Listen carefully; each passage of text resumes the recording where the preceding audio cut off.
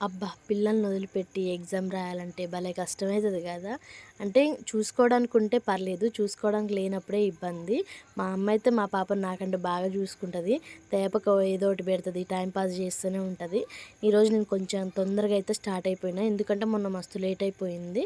మా ఊర్లో ఈసారి ఎక్కువ మంది మొక్కజొన్న అయితే ఏసిర్రు. ఫస్ట్ టైమ్ అనుకుంటా, నాకు గూడా తెలియదు. సో, ఇక మా నాన్న అయితే అక్కడ నన్ను డ్రాప్ చేసిండు. బస్ వచ్చింది. ఇక నేనైతే స్టార్ట్ అయిపోయినా. ఇక్కడ సూర్యాపేటకైతే వచ్చాను. అంటే నేను సెంటర్ కాలేజ్‌కి ఇంకో బస్సు ఉంటది. బట్ ఎక్స్‌ప్రెస్ అనమాట, ఆపరంట. మేమంతా ఆటోలోనే వెళ్ళిపోయాం. చాలామంది ఉన్నాం స్టూడెంట్స్. ఇక్కడ ఎళ్ళగానే అందరూ ఇక కూర్చొని మంచిగా చదువుకుంటున్నారు. ఇక్కడ ఫేర్‌వెల్ పార్టీ అంట కాలేజ్‌లో కండక్ట్ చేసుకుంటున్నారు వాళ్ళు.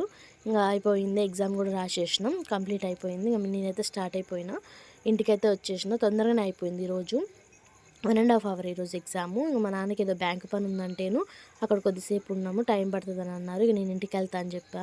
ఇక రోడ్డయితే ఇట్లుంటే భలేగుంటది కదా! మా ఇంటికి పోగానే ఇగ మా పాప అయితే నన్ను చూసితే ఇగ ఫుల్ ఖుషి అయింది. Thanks for watching.